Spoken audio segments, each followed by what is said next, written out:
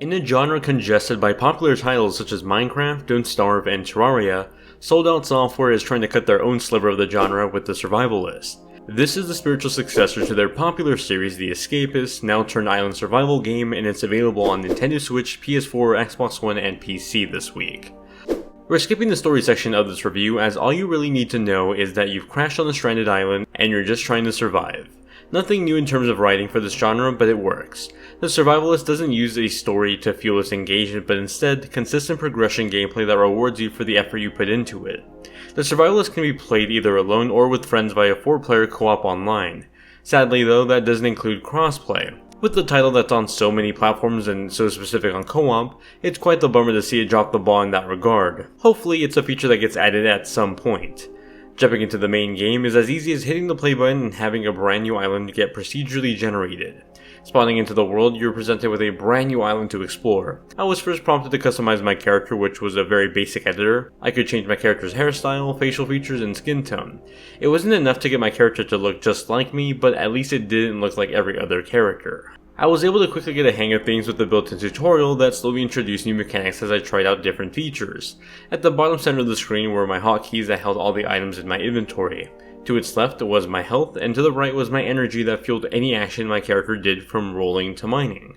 With no real sense of direction, I wandered around the lush island destroying trees, stone, and harvesting plants I saw along my path. Slowly I began to make sense of it all, crafting together resources to create tools and buildings that then further unlock new recipes. For example, building a hand axe led to being able to forge a regular axe after collecting enough items for it. Likewise, after making a small chest, I was able to learn how to make a larger size one. The Survivalist wants you to explore and learn every bit of its features, even if you don't think you need it right away. While it was somewhat annoying at first, this quickly turned around as it got me to experiment with items I'd normally not go out of my way to craft. Across these islands are monkeys too. They're potential friends that can be saved from the native tribal folk that are hostile to just about anything that isn't them.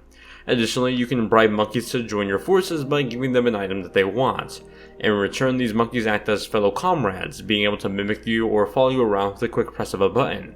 It's a nifty tool that becomes helpful for making large-scale projects, especially if you're playing solo. I spent most of my time playing alone, and despite this being so focused toward co-op play, I enjoyed playing alone just as much as I did with friends. I found myself getting lost in playing alone. Exploring nearby islands led to such surprise encounters like finding a vault that homed not only enemy NPCs, but treasures too. Heading off to the sea, I could craft together fishing equipment to catch some new food, but also come across sharks that proved to be another hurdle.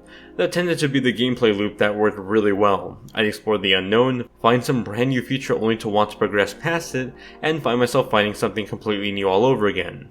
Likewise, as I kept exploring, I'd keep progressively getting better items and equipment that only made me want to keep on exploring. That fun continued on with the co-op multiplayer that made the progression a faster and social experience. It was a mostly fun time, though my friends that played with me reported that eating food to regain health often took multiple clicks, a possible network issue with the game. Outside of that problem, surviving together was a blast. Building a camp together to slowly build up our resources and then go adventuring into vaults for better tools and treasure was a rewarding time, and while you can technically beat the game, I found myself actively avoiding it to further enjoy my time on the island. I wasn't trying to escape it, I was just trying to survive. The Survivalist beautifully meshes subtle touches of animation, active shadows, and lovely drawn sprite work to craft together a work of art. It reminds me of the Octopath Traveler art style, but with the camera angled to make the overall presentation flat. I loved walking through the grasslands and seeing weeds sway to the wind as off-distant beach sides pulled up to the shore. Sold Out Software has had a knack for crafting these wonderful sprite landscapes, and the Survivalist is no different. There's a great combination of retro-styled sprite work and modern graphic work, from the fluid animation to the modern lighting, that makes this stand out among the plethora of other sprite games. In terms of performance, I had no issues running this on my PC using a GTX 1060 and an i7 4790K CPU. It's not a demanding game, and so I don't expect it to be an issue on the console front either. The Escapists series ran well on Nintendo Switch, and I'd expect a similar performance with this title as well. For a game about trying to survive, the music and sound library is oddly relaxing in this game.